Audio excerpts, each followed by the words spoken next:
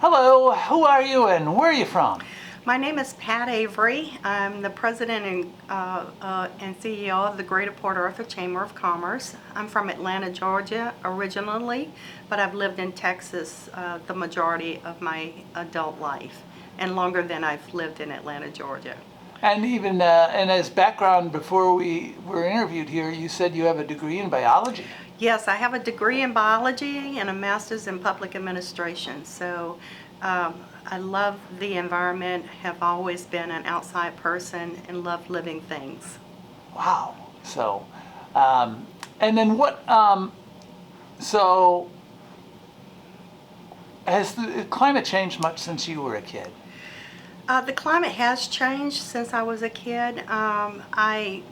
In Atlanta, it's kind of hard to say because it's kind of in the Appalachian Mountains, a little bit higher altitude. Since I lived in Texas, I've experienced any number of hurricanes. Being here on the coast, and it's of course seems much hotter than when I first came to Texas. And what about on an everyday basis? Do you worry about climate? Say on a scale of 1 to 10, 10 being the most concerned, where would you put yourself? I would say I'm much more worried. I would say maybe about a 6. I'm much more worried about the average human being than I am about my particular industry that I retired from, which was petrochemicals and refining. I find that those two industries are light years ahead of the federal government, and of course they focus so much in this area, and I've seen such changes since I first came to the oil business, becoming safer, more environmentally conscious. Almost every major international and national petrochemical and refining organizations have a plan to reduce their carbon footprint, and then they're making things happen. They're putting their money where their mouth is. Here in Port Arthur, you may not believe it, with our huge industrial base, that our air is in compliance. If you go to EPA and look up our air quality, it's in compliance, and it's much better air quality than say California or New York. So the average human being doesn't understand that how much they contribute to environmental issues. Anything as simple as taking their grease and putting it down their drain at home, and some of the things that they add to our water and different things like that, or just even put in their garbage that are bad for the environment. So I'm very hopeful on the industrial side. It worries me that our country's government seems to be pitting one environmental savings against another. When you hear them talk about things like solar panels and other kinds of environmental things, it's as if they're saying that refining and petrochemicals, those things are going to replace refining and petrochemicals, and that's just not going to happen in our lifetime. Everything from the garbage bag that you put your trash in, to the steering wheel that you drive, or the tires on your bicycle and your car, are all refined products. And the Lay's potato chip bag that you open up and you see silver on the inside of it, the shrink wrap that you pack your boxes in to ship somewhere, all of your water bottle, of course, is probably the most famous, but all of these are refined products, and I don't see any of those technologies replacing all of that because they're cheap to reproduce, and even the dolls and the toys that your children play with. Refining and petrochemical products aren't going anywhere, so most of our attention needs to be focused on how to make them more environmentally safe. Here in Port Arthur, Texas, carbon sequestration, capture, and reduction are leading this nation with these industries on things like that. We're so far ahead of the United States government when it comes to that. I'll have my third carbon summit on November 1st this year, and the first one was in 2019, and no one was talking about carbon except this community here. So I'm hopeful from an industrial side. I think we have a lot of work to do on the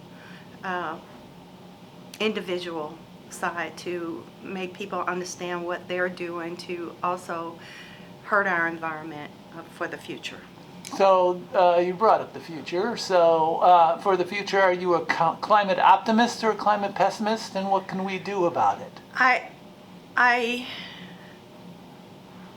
was looking at a PBS series the other day, and it was talking about the fact that no matter what we do, our sun is getting hotter and hotter, and one day we might end up being like Mars, where there's no water, whatever the case may be.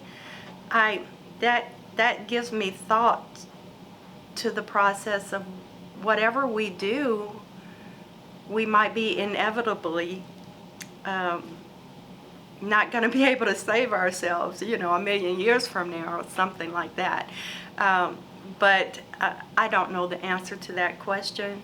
All I can do is try to increase my knowledge of all of these things as I get ready to retire for the third time, and be active in my own community about the environment. And I guess what's happening around here for about climate some mitigation, or is there anything? I know that you have here the Motiva plant, which is the largest in the United States. Yeah. It's the largest refinery in the United States. This is famously is where Gulf Oil started. Yes. And Texaco started, and Spindletop is just a few miles from here, Yeah. where the whole Texas oil boom started, and you have a big port here where a lot of ships are coming in and out, and still,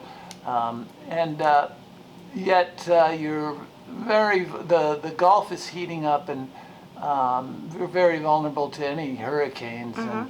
And are there climate mitigation efforts going on? We know about the Ike Dike around Galveston and so forth, but what's happening here? Well, yes, we've got billions being spent on drainage district. We've got our county judge focused on stopping the erosion of our coastline, and then of course industry focused on carbon reduction and sequestration, et cetera, et cetera. What happened to Port Arthur was in the late 80s, it was, before the late 80s, I mean the early 80s, it was extremely booming town. And then I remember as a child hearing on TV that there were too many engineers around, and engineers got laid off a lot.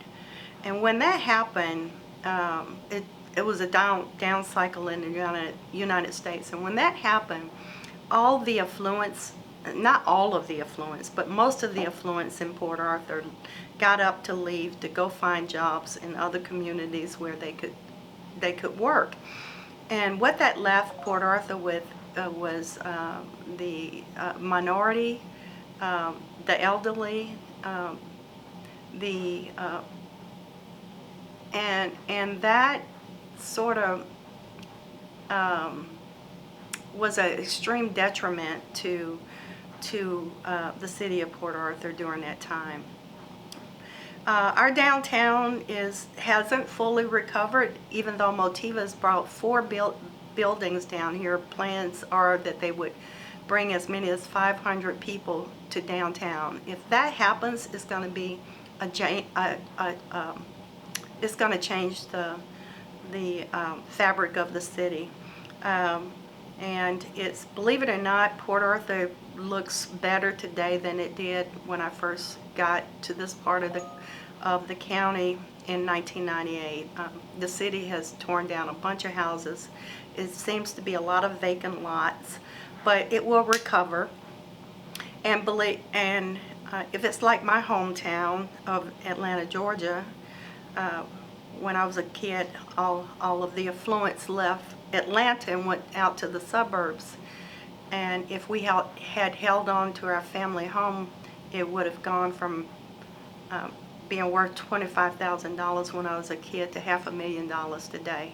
I think that is going to happen to Port Arthur at some point in time.